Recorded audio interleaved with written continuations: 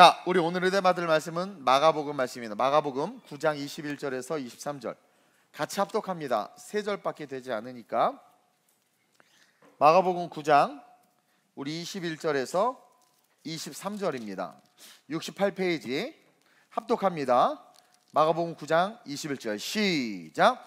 예수께서 그 아버지에게 물으시되 언제부터 이렇게 되었느냐 하시니 이르되 어릴 때부터니이다. 귀신이 그를 죽이려고 불과 물에 자주 던졌나이다. 그러나 무엇을 하실 수 있거든 우리를 불쌍히 여기사 도와주옵소서. 큰 소리로 시작.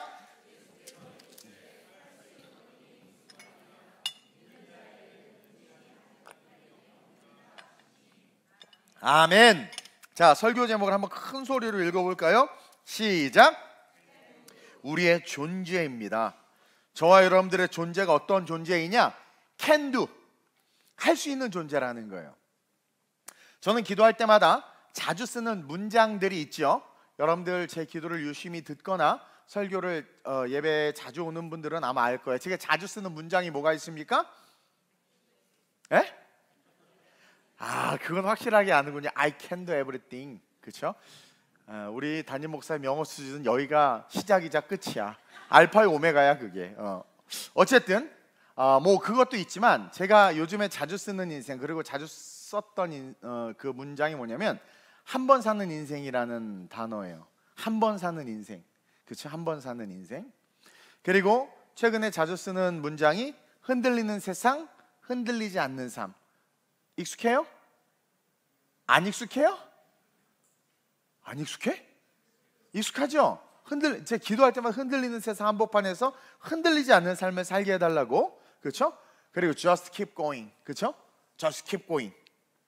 그리고 기도할 때 내가 나사렛 예수의 이름으로 명하노니, 이거 되게 잘 쓰잖아요. 그렇죠?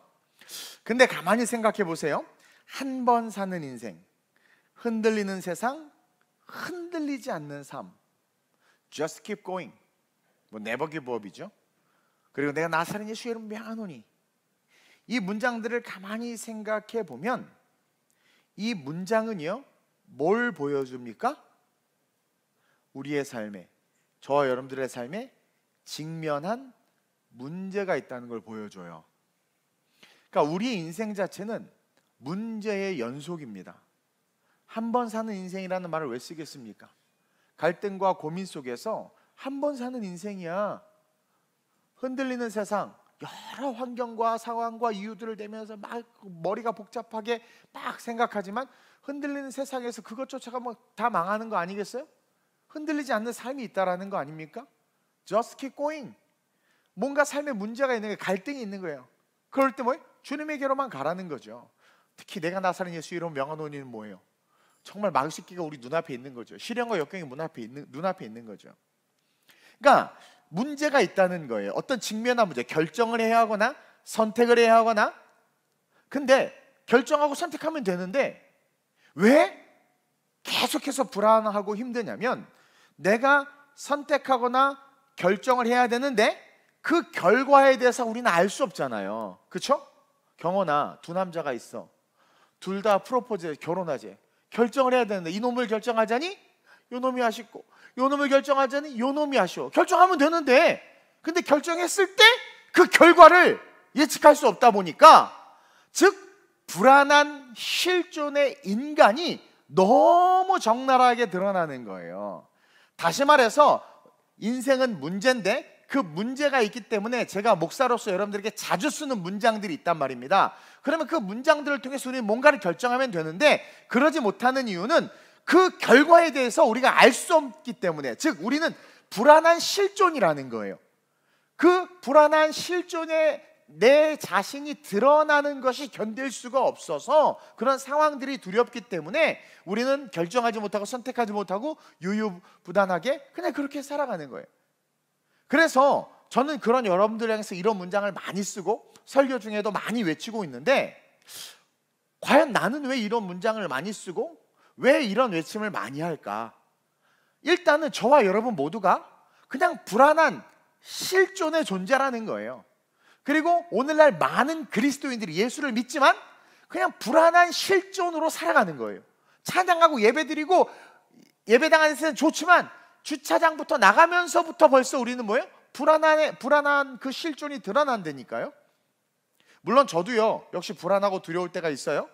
그러나 그럼에도 불구하고 그런 불안함들과 그런 요소들에게 지지 않고 제 자신에게 계속해서 동일하게 외치면서 걸어가고 있는 것은 제 안에 그 외침에 대한 뿌리가 있다라는 거예요. 저도 여러분들과 동일하게 어쩌면 여러분들과 더 많은 그런 선택해야 되고 결정해야 되는 문제들에 직면한단 말입니다. 특히 여러분들의 영혼을 감당하고 있기 때문에 또 여러분들을 상담해주고 조언해주는 일은 여러분 결코 쉬운 일이 아닙니다. 그러니까 그것에 대해 결과를 어떻게 책임질 건데, 어떤 분은 그런데요, 어떤 목사님이 성도에게 아이 그 학교 보내지 말고 저 학교 보내세요. 목사로서 권면해 줄 수 있잖아요. 근데 옆에 있는 목사 깜짝 놀라면서 그런 말을 어떻게 하냐고. 당신 책임질 거야? 저 그 학교 가서 잘못하면 어떻게 할 거야? 목사조차도 그렇게 불안한 실존인 거예요. 확신이 없는 거죠.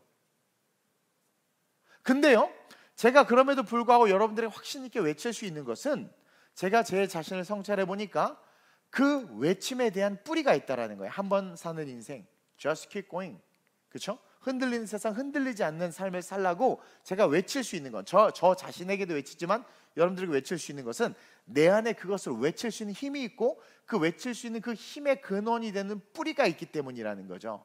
다시 말하면 저의 소속과 신분을 제가 아는 거예요. 그래서 외칠 수 있는 can do, 즉 복음의 뿌리로부터 올라오는, 복음의 그 뿌리로부터 올라오는 현실에 드러나는 영성이라는 거. 이게 여러분, 우리가 복음의 사람, 예수의 사람이라면 우리는 우리의 처지와 형편과 상관 있고 없고, 그러니까 우리의 처지와 형편이나 내가 물질이 있고 없고 이런 거랑 상관없이 우리 존재 자체는 그냥 can do의 존재야. can do의 존재란 말이에요.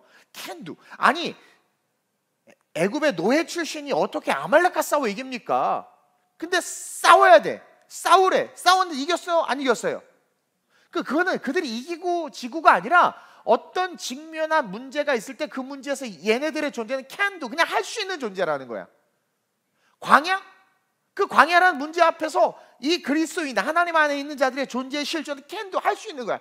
못해서 그렇고 두려워서 그렇고 발을 못 내딛어서 그렇지. 요단강이 범람하는데 발을 못 내딛으면 못 가요. 근데 우리의 존재가 can do의 존재라는 것을 안다면 발을 쑥 내딛을 수 있는 거라는 거죠.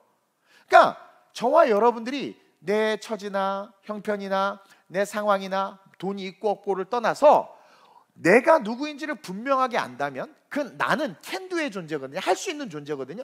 그것을 분명하게 안다면, 복음의 뿌리로부터 올라오는 그 본질을 안다면 우리는 이 흔들리는 세상 한복판에서 흔들리지 않을 수 있고, 친구들이 왕따시키고 막 세상의 길로 가도 저건 아니야 라고 분명히 말할 수 있고, 온갖 유혹과 미혹의 세상 속에서 살아가더라도 옳고 그름을 말씀을 기준으로 분별해서 걸어갈 수 있단 말이에요.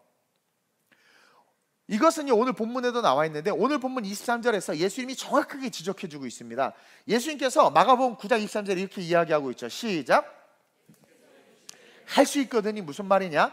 믿는 자에게는 능히 하지 못할 일이 없느니라. 너무 유명한 말이잖아. 예수께서 이르시되 할 수 있거든이 무슨 말이냐? 어떤 아버지가 아들이 귀신이 들렸는데 제자들이 못 고쳐주니까 예수님에게 왔어요. 그러니까 예수님에게 막 사정하면서 예수님 할 수 있거든, 무엇이든지 할 수 있거든, 내 아들을 고쳐주세요. 그러니까 예수님이 그 얘기를 듣자마자, 아니, 믿음이 없는 아빠에게 하는 말이에요. 지금 그 아버지에게 할 수 있거든이 무슨 말이냐? 그러니까 그 존재 자체, 예수 앞에 있는 자들, 그리스도 안에 있는 자들의 존재는 할 수 없다라는 것이 전제되는 존재가 아니라는 거예요. 그래서 할 수 있거든이 무슨 말이야? 믿는 자에게는 능히 하지 못할 일이 없어라고 이야기해 주고 있는 거예요. 우리는 can do에, 믿음 안에 있으면 can do의 존재라는 거죠. 근데 여기서 능히 하지 못할 일에 대해서 주목해야 돼. 29절 한번 읽어봅시다. 다시 시작. 29절 방송실 앞절. 29절이 아니야? 몇 절이야? 23절 시작.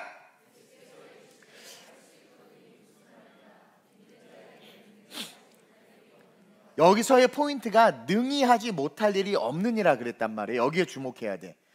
이 능히 하지 못할 일이 없다라고 말하는 그 이유가 뭐예요? 뭐 때문에 지금 이 이야기를 했습니까?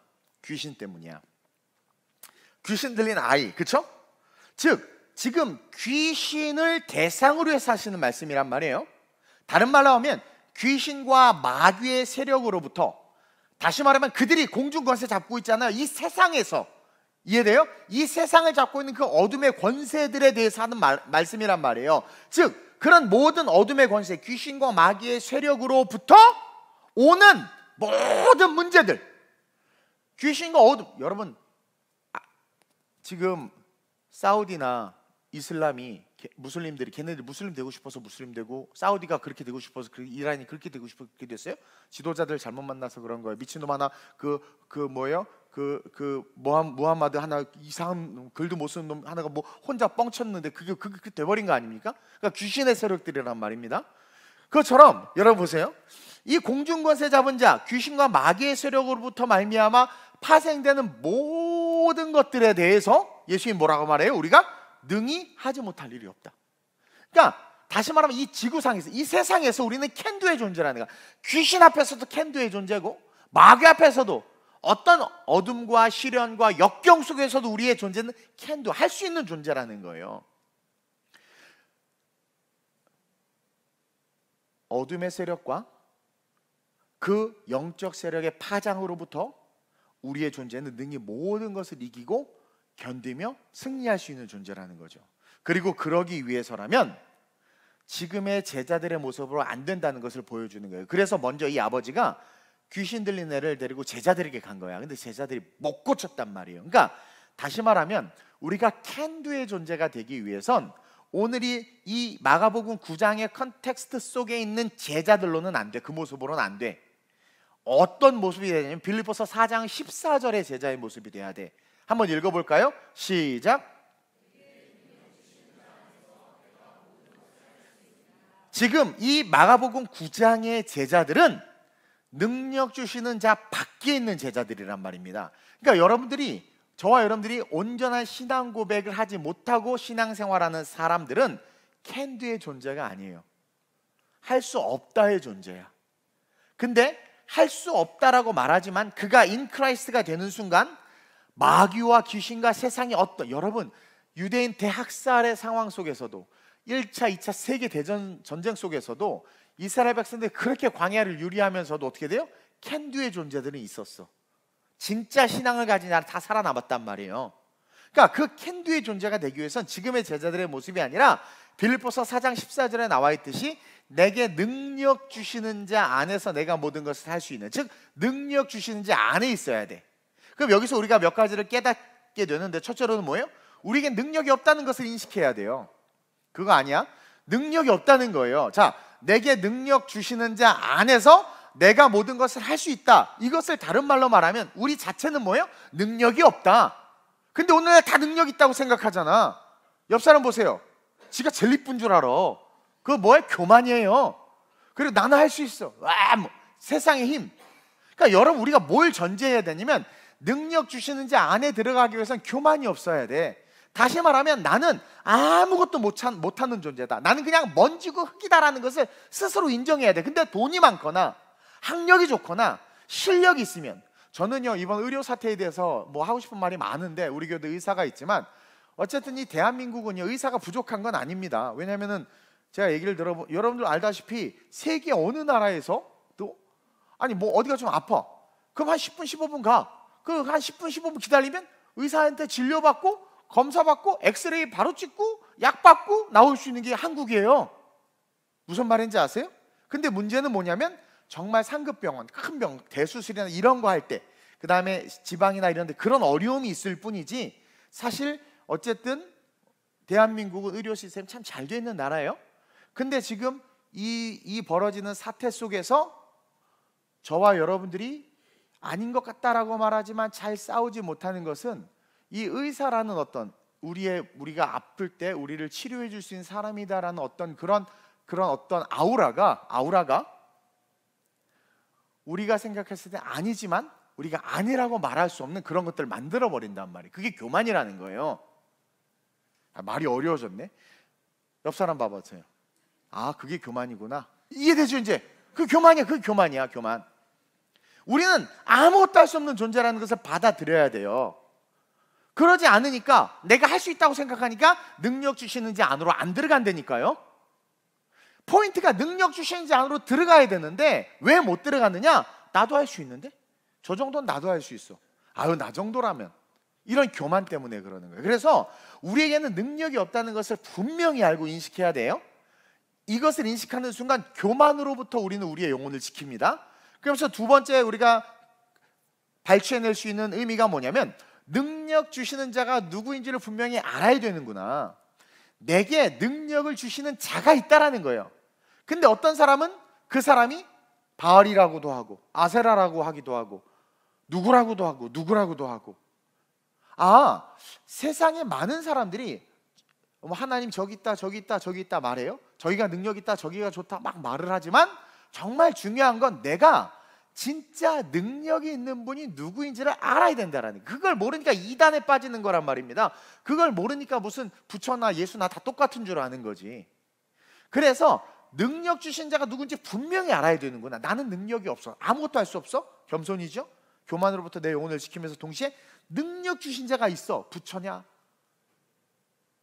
원숭이냐 하여튼 막 그러면서 능력 주신 자가 누구인지 분명히 알아야 되고, 마지막으로 그렇다면 그분 안으로 들어가면 되는구나.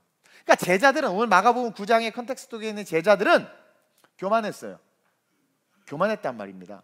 자기가 할 수 있을 줄 알았어. 그리고 예수에게 자기가 힘이 되어주고 싶었던 거예요. 좋은 마음일 수도 있죠. 그리고 동시에 능력 주시는 자가 예수님인 줄 몰랐어. 그러니까 예수님이 하나님의 아들인 걸 온전히 믿지 못했어. 그러니까 다른 데 자꾸 기웃기웃거리고 결국은 계집 여종 앞에서도 도망갔잖아요. 예수가 메시아라는 거, 그분이 진짜 능력을 주실 수 있는 분이라는 걸 알면 그냥 십자가 앞까지 쫓아갔어야지. 그렇죠? 그리고 동시에 뭐예요? 그분 안에 안 들어갔어. 말씀이 선포되고 있는데 저가 누구이기에 바다를, 바람과 바다를 잠잠하게 하는 거. 지들이 3년 동안 같이 지내면서 예수님 막 무리를 걸어오고 하는데도 저가 누구이기에 막, 그리고 주여 주시어도 막 고백해서 무리를 걸은 베드로 어때요? 나중에 또 못 믿어. 그러니까 이건 뭐냐면, 다른 말하면 그분 안에 안 들어가는 거예요. 계속 생각만 하는 거예요. 그러니까 설교를 들을 때 생각하면서 듣는 사람이 있어요. 그냥 말씀 속에 팍 들어가야 되는데. 제가 그랬죠. 옛날에 우리 김현대 전사한테 배영을 배울 때 자꾸 누우래. 근데 눕는데 나 자꾸 빠질 생각을 하는 거야. 그러니까 못 눕겠는 거야. 아무 생각을 하지 말고 그냥 누우래. 그래서 아무 생각을 누우니까 잠겼다가 푹 뜨더라고. 오, 뜬다! 한 순간 또 빠졌어. 그러니까 그분 안에 들어가야 되는 거예요. 다시 말하면 온전한 신앙 고백과 믿음 생활을 해야 된다는 거죠. 그게 그분 안에 들어가는 거예요. 그러니까 주중 예배, 주일 예배, 경건한 물질 생활, 봉사와 섬김에서 그게 그분 안에 들어가는 거거든요. 저는 예배만 드리고 왔다가 그분 안에 안 들어가는 거예요. 교만이 있는 거예요. 교만. 내가 할 수 있다라고 생각하는 거예요. 그러니까 교회의 전통과 성경에 딱 이 주어진 법을 안 지키는 거죠. 그러니까 능력 주시는 자를 못 봐. 그러니까 못 들어가. 그 캔두의 존재가 아니라 뭐예요? 항상 자기의 스펙대로만 살 수밖에 없는 그런 존재가 돼버려요. 자기의 역량만큼밖에 살 수 없는 그런 존재가 돼버리는 거예요. 그러나 우리가 이 모든 것들을 깨닫고, 나 아무것도 할 수 없어? 능력 주신 자, 예수, 정확하게 예수, 그리고 그 발 쏙 들어가는 자, 이럴 때 우리의 본질이 살아나는 거예요. 캔두의 존재. 저도 nothing의 존재에서 지금 이렇게 설 수 있었던 것은 그 캔두의 존재가 회복됐기 때문이에요. 그래서 제가 I can do everything을 맨날 쓰는 거예요. 그거 알파 오메가 영어를. 그래서 무엇이든지 할 수 있는 존재로 일어설 수 있게 된 거고, 그래야 일어설 수 있다라는 거예요. 그리고 이 캔두는요, 이 캔두 할 수 있는 것은요, 권력이나 돈을 통한 세상의 힘을 통해서 할 수 있는 그런 일, 그런 것들을 해결하는 것을 말하는 것이 아닙니다. 이 캔두의 존재는 뭐냐면, 우리의 본질적인 존재, 할 수 있다라는, 할 수 있다, 그 캔두의 존재는 통치와 다스림이에요. 우리는 문제를 해결하고 뭔가 해내고 이런 존재가 아니라, 우리의 캔두는, 우리의 존재는 통치하는 존재고 다스리는 존재라는 거예요. 하나님은 우리가 통치하는 자, 다스리는 자가 되기를 원해서 인간을 만들자마자 다스리고 땅을 다스리고 모든 것들을 다스리고 정복하라고 말씀하신 거란 말입니다. 그게 인간의 first 미션이에요. 첫 번째 목적이에요. 그래서 제자들이 이제 주님 안에 딱 서자마자 어떻게 돼요? 성령과 함께 딱 제대로 능력 주시나 싹 들어가자마자 어떻게 됩니까? 제자들이 질병을 통치했고 세상을 다스렸잖아요. 지금 이 연약한 기독교가 세상을 다스리고 있잖아요. 여러분, 주님은요 공생의 기간 동안 단 한 번도 물질로 돈 주고 뭔가를 사서 공급하지 않았어요. 어떤 문제가 있을 때 집정관이나 뭐 대제사장을 찾아가서 청탁하거나 부탁하지 않았어요. 그분 자체는요, 존재 자체는 초라하고 볼품없고 아무것도 없고 뭐 흠모할 만한 것도 없는 존재였지만, 그분은요 직면하는 문제 앞에서 다스렸고 직면하는 문제를 통치하시는 분이었단 말입니다. 즉 세상의 힘과 권력을 의지해서 문제를 해결하거나 어려움의 도움을 받는 분이 아니라 바람과 파도를 다스리고 통치하셨고, 물고기 2마리와 보리떡 5끼로 5,000명을 먹이시는 통치와 다스림을 보여주셨다는 거예요. 그러면서 오늘 본문에서 믿는 자들이라면 이런 통치와 다스림의 삶을 살 수 있다는 겁니다. 그래서 저도 저런 꿈을 계속 꾸는 거예요. 몸은 지치고 힘들지만 내 존재가 캔두의 존재고, 그 캔두는 통치와 다스림이라는 거예요. 근데 더 놀라운 것은요, 여러분, 우리가 그런 존재인데 더 놀라운 것은 그런 통치와 다스림의 능력을 주셨는데도 옆 사람 보세요. 여러분들이 전혀 모르고 있다는 사실이야. 이게 더 놀라운 거야. 그리고 그것을 전혀 쓰려고 하지도 않아요. 여러분들이 내가 안 좋은 습관이 있는데 이걸 하나 고칠 힘이 없다고 말을 해. 아니요, 고칠 힘이 없는 게 아니라 안 하는 거야. 내가 꿈이 있다고 말해. 근데 그 꿈을 나도 저랬으면 좋겠다, 나도 건물주가 됐으면 좋겠다, 꿈만 꾸고 있어. 그리고는 아무것도 안 해. 왜? 나는 건물주가 될 수가 없거든. 스스로 규정을 져버리는 거야. 왜? 환경과 상황을 생각하기 안 되는 거죠. 근데 우리는 통치와 다스리는 자기 때문에, 물론 건물주가 된다는, 물론 될 수도 있어요. 근데 그 어떤 것이든 우리는 그것을 다 다스리고 정복할 수 있는 거예요. 가서 야, 멍에 매지 않은 낙이 있어, 끌고 와. 주인한테 끌고, 너 어디 가냐? 주님이 쓰신다고 하는데요, 그냥 보내주잖아요. 건물주 될 수 있어. 그러니까 안 한다라는 거예요. 쓰지 않는다라는 거예요. 그냥 주어진 삶에 순복해서 살고, 주어진 환경에 다스림을 받으면서 살고, 남들 사는 것처럼 그냥 똑같게 그냥 사는 거예요. 그걸 원한다라는 거죠. 그러면서 더 놀라운 것은 그러면서 주일날 교회 나온다는 거, 그리고 기도한다는 거, 예배한다라는 거, 그리고 하나님의 자녀라는 확신과 믿음을 갖고 있다라는 거. 하나님의 자녀라는 믿음과 확신이 있으면 어떻게 돼요? 능력 주시는 자 내가 모든 것을 할 수 있기 때문에 그것이 필요하고, 그것이 하면 영광과 직결되며, 혹은 내 영혼이 그것을 하고 싶다면 우리는 도전할 수 있고, 도전하면 그것이 이루어지거든요. 근데 주일날 와서 예배하고 찬양하고 하나님의 자녀라고 말하는데도 전혀 그 통치와 다스림을 쓰려고 하지도 않는다라는 거예요. 신앙이 있으면 통치와 다스림에 대해서 묵상하고 주신 것을 써야 되는데, 정말 교회 성도들의 모습을 보면 요지경 같은 모습인 거죠. 너무 사소한 거에서도 무너지고 쓰러지는 모습들.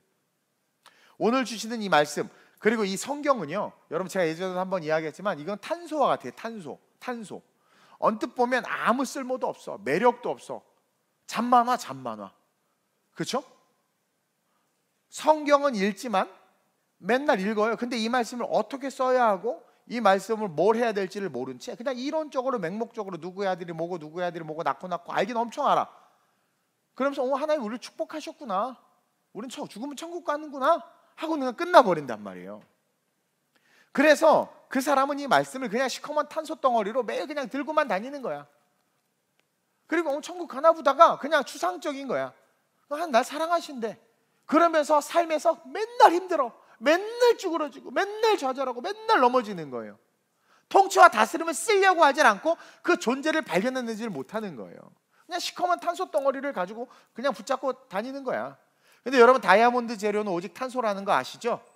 다이아몬드, 지구상에 존재하는 가장 강한 물질이고 가장 가치 있는 보석이 이 다이아몬드라는 거죠. 근데 그것의 재료가 탄소예요. 탄소. 볼품없는 이 탄소가, 그렇죠? 다이아몬드가 되는데 조건이 있죠. 땅속 깊은 곳에서 5에서 6만 정도의 그런 기압이 가해지면서 동시에 1300에서 1800도의 온도가 막 이렇게 오면, 그러니까 땅속 깊은 곳에서 생성되는 게 다이아몬드라는 거예요. 그러면 이게 뭐로 다이아몬드로 바뀌는 거예요. 완전히 황골 탈퇴해서 다이아몬드가 되는 거야. 여러분, 우리의 신앙이요, 표피적이어서는 절대로 이 말씀이 우리에게 축복과 능력이 될 수 없다라는 거예요. 그러니까 여러분, 탄소 덩어리를 들고 다니는 거예요, 그냥. 근데 이 말씀에 여러분들이 기도의 압력과 성령의 뜨겁게 하심이 부어지면, 그러니까 그게 필요하다라는 거예요. 즉 말씀을 깊이 있게 품고, 여러분들이 품고 기도에 강한 압력을 가하고 꿈을 위해서, 비전을 위해서, 건강을 위해서, 자녀를 위해서 정말 강력하게, 그렇게 기도하라고 그래도 기도를 안 하죠. 강력하게 압력을 가하고 기록된 약속된 성령을 내게도 주옵소서 하면 성령의 충만을 받으면 여러분들은 어느 순간 들고 다니는 이 성령의 성경이 아니라 다이아몬드가 된단 말입니다. 그리고 여러분들 안에 있는 말씀이 시커먼 탄소 덩어리가 아니라 뭐예요? 아우, 탄소 덩어리. 주님 날 사랑하는데 나는 왜 이렇게 가난하고, 주님 날 축복한다 나는 왜 이렇게 아프지? 이게 아니라 이게 다이아몬드가 돼서 그리 아니하실지라도의 신앙으로 바뀌어버린다는 거죠. 우리에게 주신 그 통치와 다스림의 힘을 쓸 수 있는 자도 변화되어야 된다는 거예요. 그게 누구였어요? 아브라함이었잖아요. 성경에 나온 모세, 다윗 다 연약하고 초라하고 볼품없고 그냥 세상에 지들인 것 같았는데 어느 순간 하나님께서 그들을 다 겸손하게 하셨고, 그리고 어떻게 해요? 그리스도 안에 들어가는 거죠. 그리고 나서 어떻게 그 안에서 내게 능력 주시는 모든 것을 쓰다는 걸 깨닫고 통치와 다스림을 쓰기 시작하니까 애굽에서 60만을 끄집어내고, 그렇죠? 이스라엘 백성을 이끌고 광야로 나가고, 본토치 아비들 떠나 광야에서 그렇게 318명 기병만, 그러니까 사병만 318명을 거느리는 거대 부자가 되고, 다윗 보세요. 혼자 그 골리앗을 쳐 무찌르고 양똥치던 종놈이 골리앗을 무찌르고 왕이 됐어. 왕. 종이 왕이 됐어. 종같이 쓰는 아들이. 이게 뭐예요? 탄소를 다이아몬드로 만든 사람들이라는 거예요. 그래서 여러분 첫째로 한번 읽어봅시다. 시작.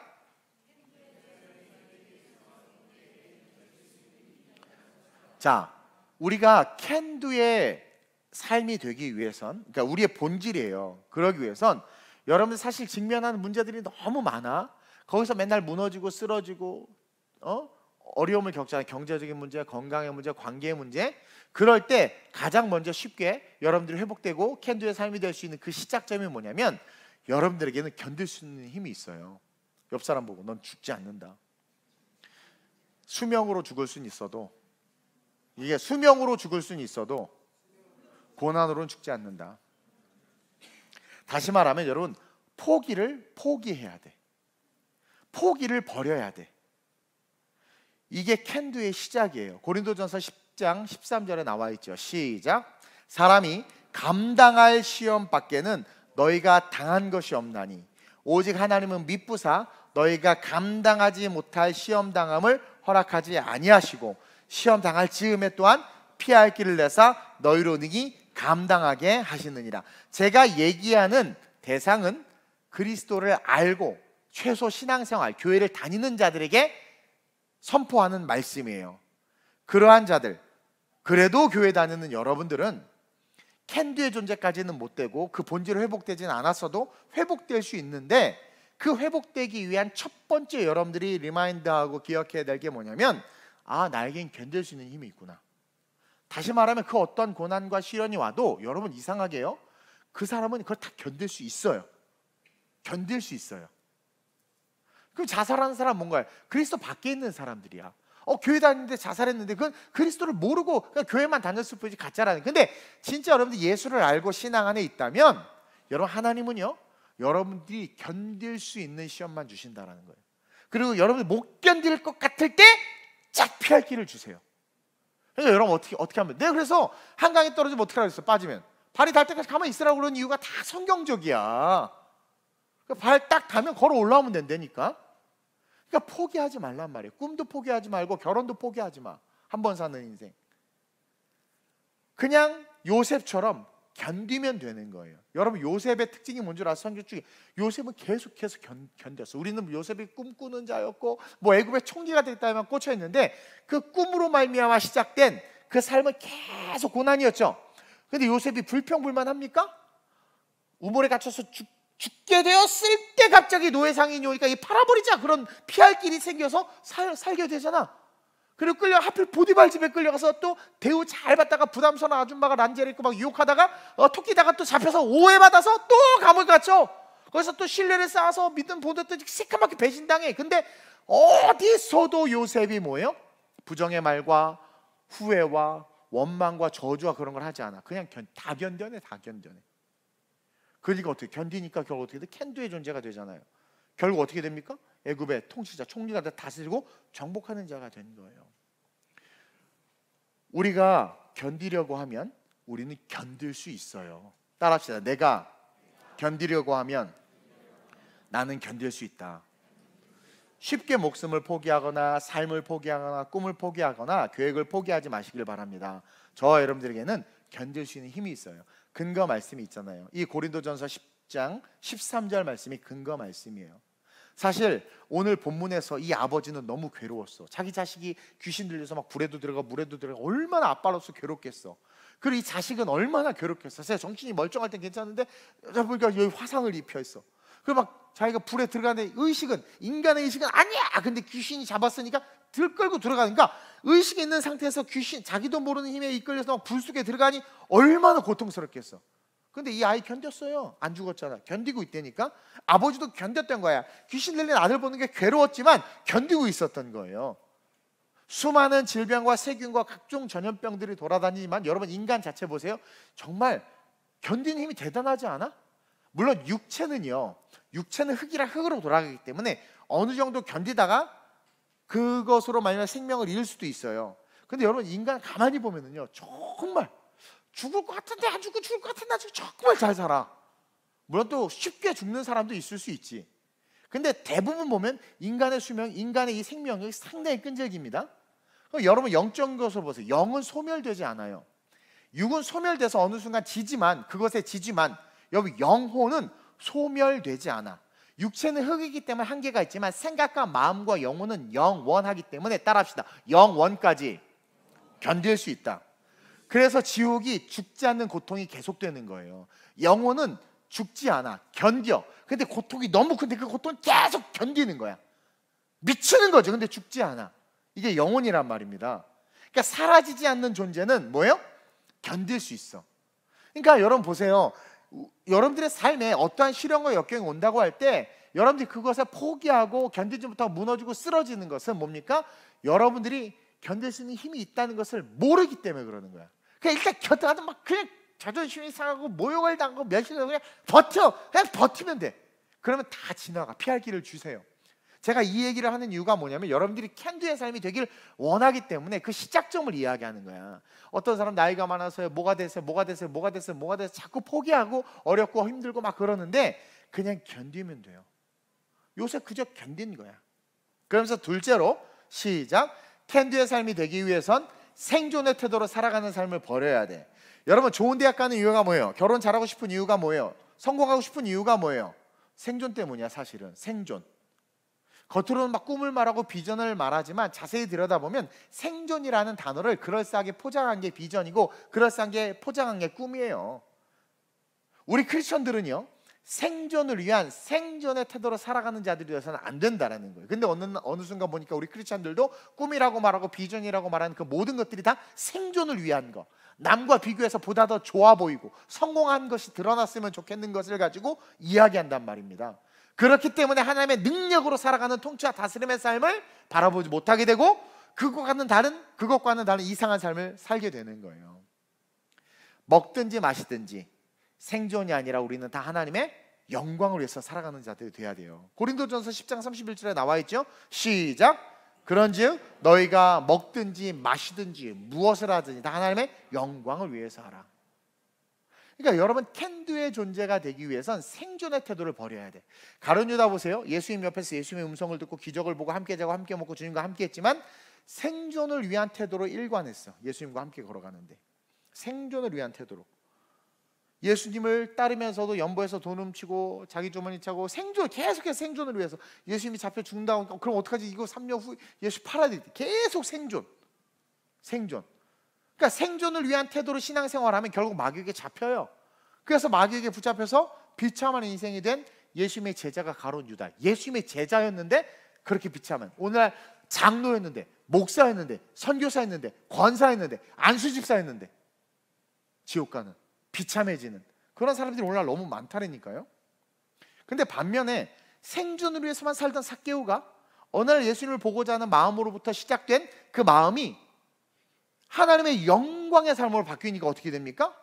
가진 재산을 모두 잃은 것 같지만 잃은 것이 아니라 삭개오는 천지 만물의 주지이신 하나님을 얻게 되는 인생이 됐단 말이에요. 다시 말하면 이제는 다스리고 통치하는 삶이 된 거예요. 삭개오는.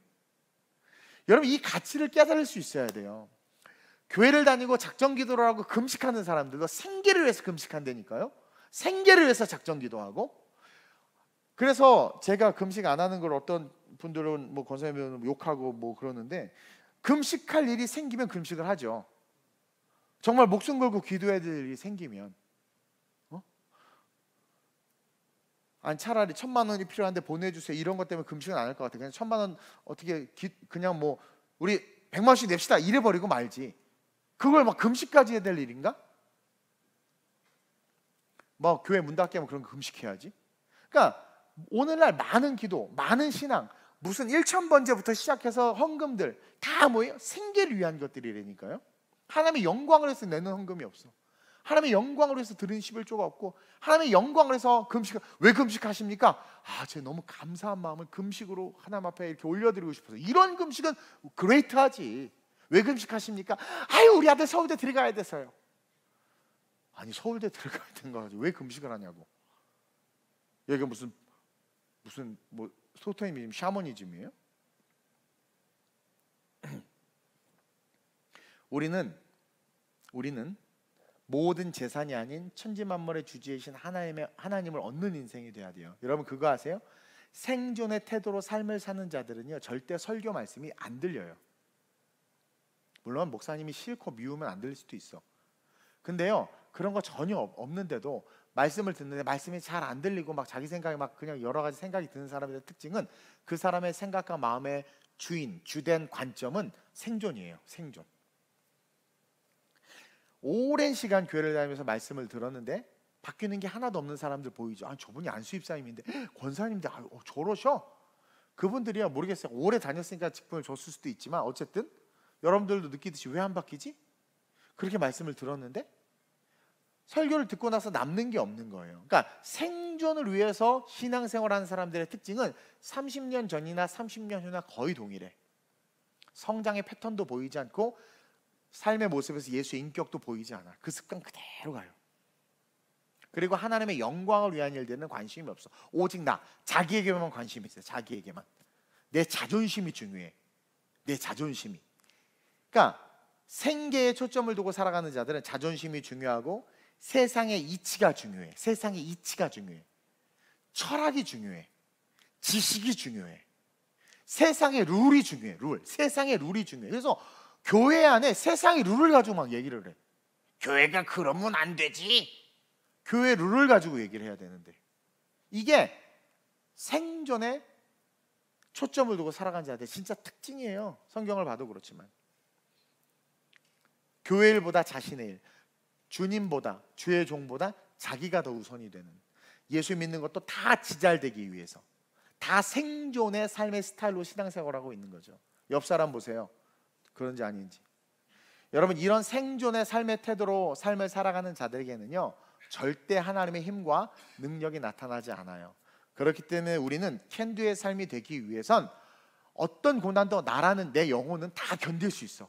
모멸과 멸시도 지나갈 거야. 그러니까 내가 참 견디고만 있으면 돼. 그럼 우리 안에 성령께서 캔두의 존재로 회복시킬 수 있는, 그러니까 그 신앙의 시작점이 될 수 있는 것이고, 시련과 역경이 올 때 동시에 뭐예요? 생존을 위한 태도를 버릴 때 우리의 초점이 인 크라이스트, 주님 안으로 들어갈 수 있게 되는 거예요. 그러면서 마지막으로 시작. 캔두의 삶이 되기 위해선 하나님은 여전히 언제나 그 자리에 계신다는 것을 잊지 말아야 돼요. 이 세 가지가 파운데이션이야. 가장 기초야. 여러분 샘의 근원은 마르지 않고 변하지 않아요. 샘의 근원은 아무리 가물고 땅이 갈라져도 샘의 근원이 변하지 않고 살아있으면 그 강은 살아나요. 그 땅은 살아납니다. 언젠가 그 샘의 근원이 고장나지 않고 있으면 때에 따라서 나오기도 하고 안 나오기도 하면 어쨌든 아무리 말랐어도 이 기능이 회복되면 다 흘러가서 살아나게 돼 있어. 그건 뭐냐면, 다시 말하면 우리 하나님은 변하지 않아. 창세 때부터 지금까지 단 한 번도 변하지 않아. 회전하는 그림자도 없으시다고 그러잖아요. 그분은 시건하지 않아. 우리가 연약한 피조물로서 기억해야 되는 건 하나님은 항상 그대로 계신다라는 거예요. 여러분 우리가 길을 잃었을 때 북극성을 보고 길을 찾아갈 수 있는 것처럼 우리가 하나님이 항상 그 자리에 계신다라는 것을 인식하는 그 순간 우리는 우리의 삶에 캔두의 능력이 살아날 수 있다라는 거죠. 우리가 온전한 믿음으로 일어나 하나님의 영광을 위한 삶을 살길 결단한다면, 그러니까 하나님 항상 그 자리에 계셔. 내가 죄를 짓고 뭐하다 항상 하나님은 그 말씀대로 회개하고 돌아오면 항상 나를 받아주셔. 그렇다면 내가 그분을 딱 바라보고 그분의 영광에서 살아야지 결단하고 일어나서 걸어가기 시작할 때 그분으로부터 공급되어지는 생명의 생수를 통해서 여러분들의 삶이 두러지고 그 삶이 적셔지면서 여러분들은 캔디의 삶을, 뭐든지 할 수 있는 삶을 일어설 수 있는 거예요. 그래서 고백하는 거예요. 바울, 내게 능력 주시는 자 안에서 내가 모든 것을 할 수 있다. 내게 능력 주시는 그분은 창세 때부터 천지 만물을 창조한 그 하나님으로부터 지금까지 그 하나님으로 계시는데 그 하나님 안에서 나는 뭐든지 할 수 있어. 왜? 나는 내 지식과 모든 걸 똥으로 여겼어. 배설물로 여겼어. 난 아무것도 안, 그 교만을 싹 버렸어. 난 아무것도 못하는 무능력한 자야. 그리고 그 힘과 능력은 그분에게만 있어. 난 그 안으로 들어갈래. 그러니까 어떻게 돼요? 모든 것을 할 수 있는 자가 되어버리는 거란 말이에요. 그래서 그 하나님이 언제나 그 자리에 그 모습으로 계신 것을 기억하면 좌절하고 낭망했다가도, 제가 한번 사업을 하다 어려운 일을 당하고 한번 꼬꾸라진 적이 있어요. 근데 그때 막 그 현실 속에서 힘들어하다가 어느 순간 눈을 딱 들어보니까 하나님은 언제나 그 자리에 계시는 거야. 영광과 권세와 능력을 갖추신 처럼 항상. 그러니까 내가 지금은 실패해서 막 허우적거리고 있지만 돌이켜서 그분을 바라보면 그분으로부터 그게 공급되는 거 아니에요. 그래서 눈을 들어 주를 보라, 주의 영광을 보라, 그는 빛 거룩과 진리 능력에, 그 하나님을 딱 바라보는 순간 그냥 쏟아지는 거예요. 그래서 내가 찬송도 작곡했잖아요. 주님만 보며 걸어가리, 저 거친 산도 나를 막지 못하리. 캔두의 존재가 되는 거야. 다시 그분 항상 그 자리에 계셔. 예수 그리스도로 말미암아 회개하고 온전히 주님 안으로 딱 들어가는 그 순간 우리는 어떻게 다시 캔두, 주님만 보며 나 걸어가리, 저 거친 바다도 우리를 막을 수, 그냥 걸어가는 거예요. 어떤 시련이 와도 견딜 수 있는 거죠. 그러면서 동시에 그 하나님을 딱 바라보는 순간 하나님으로부터 하고 싶은, 그러니까 흘러나오는 생수의 강으로 말하면 하고 싶은 게 막 생겨. 그런 분들 계세요. 나 교회에서 뭔가 하고 싶다. 그 하나님이 주신 마음이 100% 하나님이 주신 마음이. 그럴 때 바로 옆에서 어떤 집사님이 하지 마. 그 100% 마귀가 하는 말이야. 그래서 우리는 항상 영적 전쟁의 한복판에 서 있는 거예요. 여러분들이 교회를 위해서, 교회 학교를 위해서, 선교를 위해서, 하다못해 우리 교육자들이나 뭔가 이런 것들에서 하고 싶은 마음이 흘러오는 건 그럼 100% 하나님이 주시는 거예요. 마귀는 그런 마음 절대 안 줍니다. 판단하게 하고 정죄하죠. 그래서 하나님이 항상 그 자리에 계신 걸 기억하고 눈을 딱 들어서 그분과 눈맞춤을 하는 그 순간 그분이 그 눈빛을 통해서 보여주신 사인이 들어와요. 그건 다른 말로 하면 하고 싶은 게 생겨요. 그리고 그것을 위해서 거침없이 도전하게 되는 자기를 발견하게 되고, 시간이 지나 보면 그것을 이룬 그 자리에 서 있는 자기를 보게 된단 말이에요. 다윗이 골리앗이 이스라엘 백성들을 욕하고 하나님 욕하는 걸 보는 순간 다윗은 하나님을 바라보는 자였잖아요. 순간 그 안에 하고 싶은 게 생겼어. 사울에게 내가 저거 때려잡겠다. 이게 말이 됩니까? 하고 싶은, 그러니까 이게 이제 하나님의 비전인 거예요. 그러니까 사람들이 봤을 때 너 못해, 너 안 돼. 근데 그 사람은 그 사람 충만, 내가 할 수 있어. 그러니까 사울이 막 자기 갑옷도 입히고 투구도 쓰는데 막 안 돼. 너무 커. 그러니까 에이 벗어버려. 이게 뭐야, 세상의 틀을 깨버려. 패러다임을 깨버려.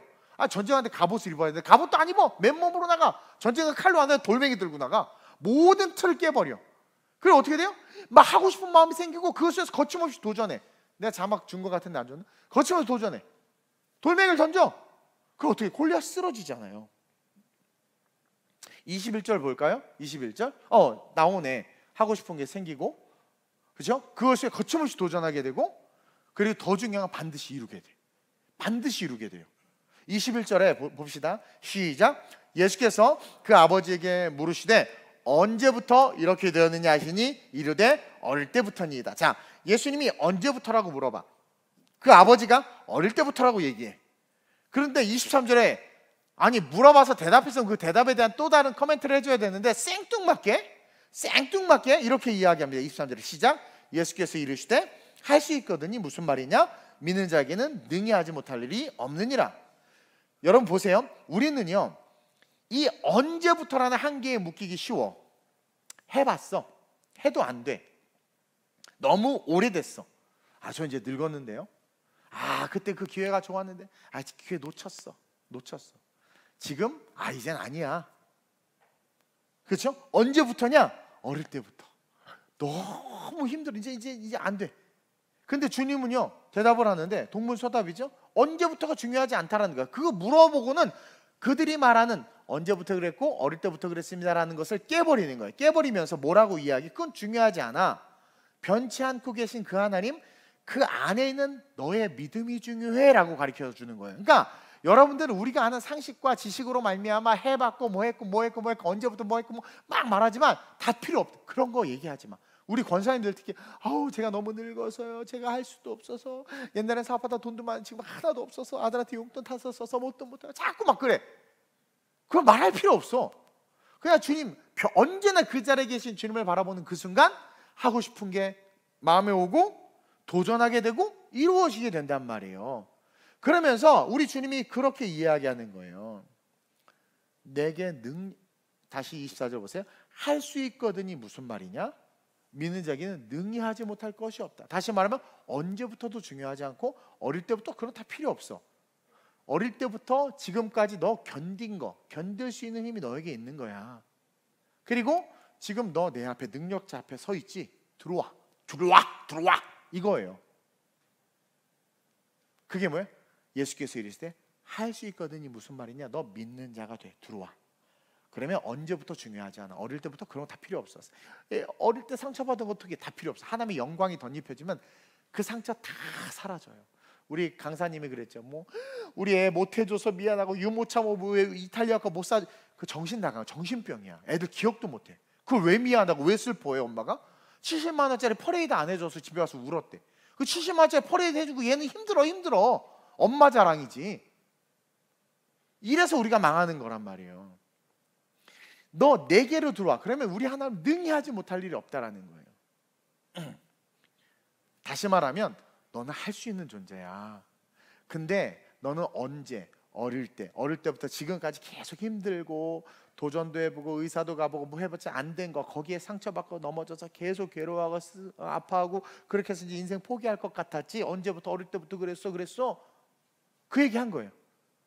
근데 뭐예요? 필요 없다는 거야. 너에게는 견딜 수 있는 힘이 있어. 그래서 견딘 거야. 그리고 이제 내 안으로 들어오면 돼. 할 수 있거든요. 무슨 말이야? 너의 한계, 네 이성의 삶에, 이 세상의 삶에 초점을 두지 마. 영적인 삶에 초점을 두라는 거야. 할 수 있거든요. 무슨 말이냐? 믿는 자가 돼봐. 영적인 세계로 들어와봐. 믿는 자에게는 능치 못할 게 없어. You can do it. 넌 뭐든지 할 수 있다는 거예요. In Christ, 주님 안에서. 그래서 예수님이 도와주셨고, 그리고 어떻게 됩니까? 사도행전 드디어 제자들이 이 과정을 통해서 성장해서 변한 그들이 예수님처럼 동일한 사역을 했잖아요. 여러분, 우리는 할 수 있는 존재라는 거예요. 오늘 이 밤 나의 정체성이 can do, 할 수 있는 존재라는 걸 깨닫고 여러분 간절하게 기도했으면 좋겠어요. 생존을 위해서 살지 마세요. 신앙생활, 이 복음의, 이 믿음의 이 신앙생활이 생존을 위한 것들을 위한 도구와 수단이 되지 말아야 돼. 그 순간부터 여러분들 그냥 무너지는 거예요. 오늘 이 시간 can do의 존재, 나는 할 수 있는 존재다 라는 것을 깨닫고 하나님 나 일어설 수 있게 해달라고 간절히 기도하는 저와 여러분들이 됐으면 좋겠습니다. 제가 세 가지를 이야기했죠. 첫 번째 뭘 이야기했습니까? 우리가 교만함을 내려놓을 수 있어야 돼. 다시 말하면 잘 들으세요. 내 안에 견딜 수 있는 힘이 있기 때문에 여러분들 어떤 시련과 역경이 와도 그것이 여러분들을 무너뜨릴 수 없어요. 그러니까 지지 말라는 거예요. 근데 지지 않고 판단해서, 그거 교만이거든요. 자살해버리고 포기해버리는 건 하나님의 뜻 아니라는 거야. 여러분, 우리의 영혼을 멸하실 수 있는 분을 두려워하라고 그랬어. 다른 건 두려워할 거 하나도 없어. 다시 말해서 그리스도 안에서 나는 어떤 시련과 역경을 견딜 수 있다. 즉 포기하지 않고 그 견딜 수 있는 존재가 나라는 것을 기억하면서 그 내가 그 고난을, 실패를, 과거의 아픔을 견디면서 어떻게 하는 거예요? 생존의 태도가 아닌 하나님의 영광을 위한 태도로 삶을 바꾸는 거예요. 살아가는 이유, 신앙생활하는 이유가. 그러니까 여러분 아무리 바쁘고 힘들어도 하나님의 영광을 위한 존재라면 어떻게 해야 되겠어? 그리고 하나님은 항상 그 자리에 계신단 말이에요. 그것을 기억하면서 탄소 같은 내가 이 말씀을 붙잡고 다이아몬드 같이 정말 하나님께서 세워주시는 그 위대한 삶을 일어설 수 있도록 나를 써달라고 오늘 이 밤에 기도했으면 좋겠고, 제 꿈은 그거예요. 그래서 제가 우리 다음 세대들을 일으키고 우리 교회가 우리 교단에서도 또 유럽에서도 큰 사역을 감당했으면 좋겠고, 유럽 예배자 학교 같은 걸 세워서 정말 유럽의 교회들을 부흥시켰으면 좋겠고, 여러분들 생각에 너무 허황되고 크고 언제 다 하나 그럴지 모르겠지만 하나님을 바라보면 그로부터 쏟아지는 게 있어. 하고 싶은 게 생기고 도전하게 되고 이루게 된다니까요. 그러니까 뭐든지 할 수 있는, I can do everything, 뭐든지 할 수 있는 거예요. 근데 I can do everything라고 말하는데 패배의식에 사로잡혀 있고 생존을 위한 기도와 그 삶을 추구하면서 포기하고 무너진다면 아무것도 못하는 거지. 안 죽어, 걱정하지 마세요. 안 굶어 죽고 안 죽어요. 그냥 견디고 걸어가면 돼. 여러분들 오늘 이 밤에 다시 한번 비전을 발견할 수 있게 해달라고, 정말 내가 하나를 할 수 있는 존재라는 것을 기억하고 삶의 자리에서 일어날 수 있게 해달라고. 생존이나 게으름이나 나태나 이런 모든 것들을 벗어버리고 삭개오처럼 천지의 주제이신 만군의 여호와 하나님을 얻을 수 있는 내가 될 수 있게 해달라고, 오늘 말씀을 기억하면서 우리의 비전을 놓고 꿈을 놓고 그것을 이루게 해달라고, 잘못된 꿈이나 다시 새로운 비전과 꿈을 받을 수 있게 해달라고 주를 3번 부르고 하심으로 전심으로 기도합니다. 주여 주여 주여. 하나님, 여기 젊은이들이 있습니다. 당신의 영혼들이, 당신의 백성들이 있습니다. 오늘날 정치 때문에 죽고 싶다고 말하고, 경제 때문에 죽고 싶다고 말하고, 도전하고 싶지만 금수저들이 다 차지하고 있어서 할 수 없다고 말하고, 여러 상황과 환경에 묶여서 주저앉아 버리고 있는 시대가, 이 시대, 이 땅의 젊은이들입니다. 이것도 해봤고 저것도 해봤다고 말하지만 그 실패의 두려움으로 말미암아 더 이상 움직이지 못하고 묶여버린 자들이 오늘날 이 시대를 살아가는 당신의 자녀들입니다. 불쌍히 여겨주옵소서. 불쌍히 여겨주옵소서. 어느 순간 집에서 나오지 않습니다. 방에서 나오지 않습니다. 게임에 중독되고 약물에 중독되고 쾌락에 중독돼서 그냥 그렇게 하나님께 주신 영혼과 생명을 지옥으로 멸망으로 몰아넣고 있는 게 오늘날 이 시대를 살아가고 있는 이 시대의 젊은이들입니다. 주님, 우리는 캔도 할 수 있는 존재들입니다. 무엇이든지 할 수 있는 존재들입니다. 할 수 있거든이 무슨 말이냐? 믿는 자에게는 능히 하지 못할 것이 없다. 어려서부터 실패했고 지금까지 실패했고 지금까지 해도 안 됐다고 좌절하는 것이 아니라, 네가 포기했기 때문에, 네가 영적인 세계에 들어오지 않았기 때문에, 네가 너 자신을 의지하는 교만이 있었기 때문에 안 된다라는 것을 깨닫고 내게 오라고, 내 안으로 들어오라고 말씀하신 주님의 음성을 듣고 다시 한번 우리가 생각과 신앙과 마음을 새롭게 변화시켜서 주님 앞에 일어서길 원합니다. 하나님, 생존을 위한 하나님 그런 신앙생활 다 갖다 버리게 하여 주옵시고, 무엇보다도 하나님 교만함으로 말미암아 내게 능력 주시는 자를 바라보지 못하고 어리석음 또한 내려놓게 하여 주옵시며, 어떠한 시련과 어떠한 고난과 어떠한 역경이라도 견딜 수 있는 우리 모두가 되게 하여 주옵소서. 하나님께서는 감당할 만한 시험만 주신다고 했습니다. 우리가 믿음으로 나갈 때 마귀가 여러 가지로 우리를 어렵게 할 수 있습니다. 질병을 어렵게 할 수도 있고 물질을 어렵게 할 수도 있고 관계를 어렵게 할 수도 있습니다. 그러나 우리의 신앙을 포기하지 않고 걸어가면 그 고난 견딜 수 있고, 결국 그것으로 말미암아 우리는 우리의 존재가 발견되어지며 거룩하게 일어나 다이아몬드와 같은 신앙으로 이 시대에 찬란하게 빛나게 될 줄로 믿사오니, 우리 성도들을 붙잡아 주시고 믿음으로 일어나 하나님의 영광을 위하여 무엇이든지 할 수 있는 존재로 살아가게 하여 주시옵소서. 내가 낯선 예수의 이름으로 명하노니 모든 귀신과 마귀와 어둠의 세력으로 말미암아 포기하는 마음을 가지고 무너진 마음을 가진 자들아 회복되어질지어다. 그들을 묶고 낙한 영과 어둠의 세력들아 예수의 이름으로 묶고 떠나갈지어다. 하나님의 은혜 속에 다시 한번 일어나게 하여 주옵소서. 이성과 논리와 철학과 하나님 이치가 중요한 것이 아니라 말씀과 복음과 신앙이 중요합니다. 말씀과 복음과 신앙이 중요합니다. 그 안에서 거룩하게 일어설 수 있는 아름다운 우리의 모든 성도들 되게 하여 주옵소서. 결혼을 하고 아이가 태어나고 나이가 들면서 포기하는 것들이 많아집니다. 아닙니다. 오히려 동력이 하나 생기고 하나님 기쁨이 생겼기 때문에 더 크고 위대하고 아름다운 일들을 감당할 수 있는데, 하나님 경제와 세상과 상황에 묶이니까, 하나님으로부터 공급받지 못하니까, 하나님은 처음부터 지금까지 변함없이 그 자리에 계시는데 우리가 그분을 바라보지 못하니까 힘들어지는 겁니다. 아이를 바라보니까, 통장을 바라보니까, 아내를 바라보니까 하나님이 안 보이는 겁니다. 그러니까 힘들어지고, 그러니까 못한다고 말합니다. 그러나 하나님을 바라보면 다 감당할 수 있습니다. 넉넉히 감당합니다. 하나님, 그보다 더 힘든 것도 기쁨으로 감당합니다. 왜냐면 하나님이 힘을 주시기 때문입니다. 내게 능력 주시는 자 안에 있기 때문입니다. 그 진정한 힘과 능력을 소유함으로 세상을 거스르고 세상을 승리케 하는 하나님의 거룩한 용사들로 아름다운 우리의 모든 성도들 일어나게 하여 주옵소서.